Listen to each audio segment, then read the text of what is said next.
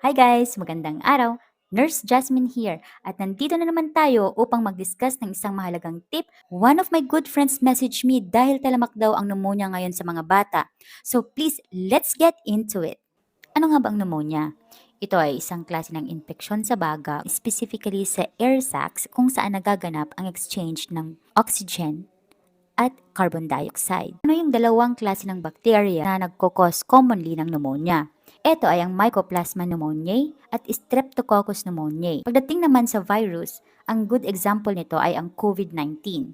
At ang pinaka-least common ay ang fungi. Sino ang mga naaapektuhan ng pneumonia? Sila ay ang mga matatanda, usually above 65 years old, mga bata na below 2 years old, at may mabababang immune system. Ano nga ba yung mga iba't ibang klase ng pneumonia?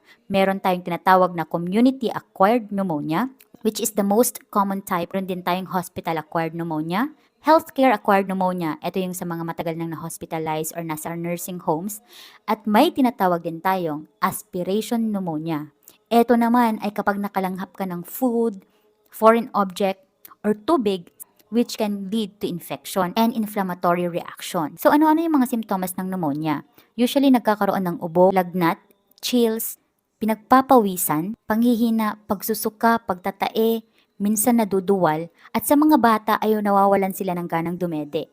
Watch out kasi minsan hindi nagkakaroon ng ubo yung mga bata. Mapapansin mo na lang na parang hapong-hapo sila. Ang kaibahan naman sa mga matatanda, mababa ang temperatura nila instead na nagkakaroon sila ng fever. Minsan ang mga matatanda ay nagkakaroon ng confusion.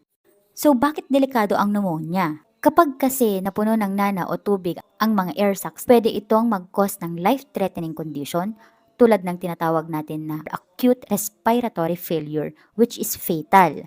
It can also lead to tissue death ng ating lungs. Magkakaroon ng failure sa iba't ibang organ tulad ng kidney, liver, at heart.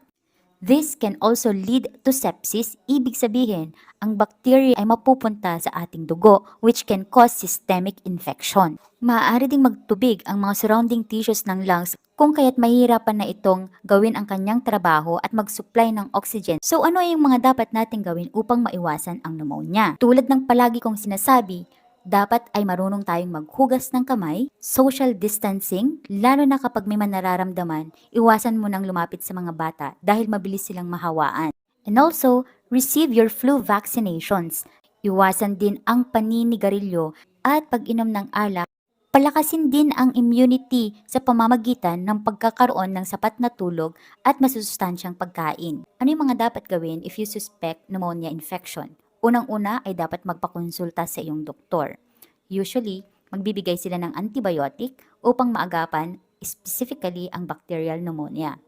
Pangalawa, magkaroon ng proper nutrition. Napaka-importante na kumain ng tama at balanse upang makarecover agad ang katawan natin. Dapat din ay uminom ng maraming tubig. Maigi din na magkaroon ng light physical activity, deep breathing exercises, sit upright para makatulong sa iyong paghinga. Maigi pa rin na i-isolate mo ang iyong sarili at magkaroon muna ng social distancing. Magkaroon din ng tamang pahinga at sapat na tulog. Also, you have to dispose your used tissues properly. Alright guys, so thank you again for watching this video. I hope this helped you out. Please like and share upang makatulong tayo sa iba. See you next time. Bye!